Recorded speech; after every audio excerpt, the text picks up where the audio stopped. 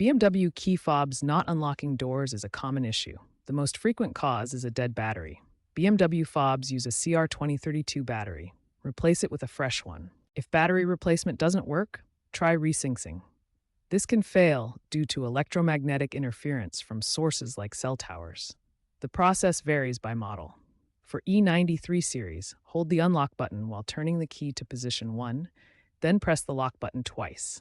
Check online for your specific model's procedure. If resyncing doesn't resolve it, the door actuator may be failing. This is the motorized lock mechanism. Use a multimeter to test for voltage at the actuator.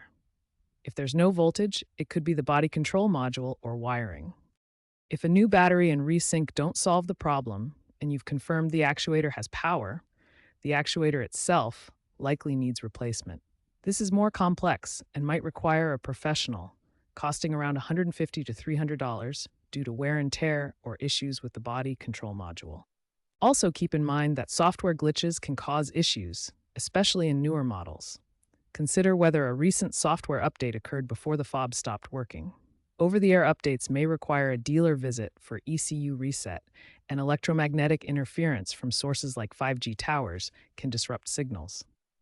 As for the future, BMW is moving towards digital keys via the BMW Connected Drive app, allowing smartphone access. This reduces reliance on physical fobs. Battery-free fobs are also in development, using energy harvesting to eliminate power issues entirely. However, cybersecurity threats are increasing with connected cars, so ensure your BMW software is up to date.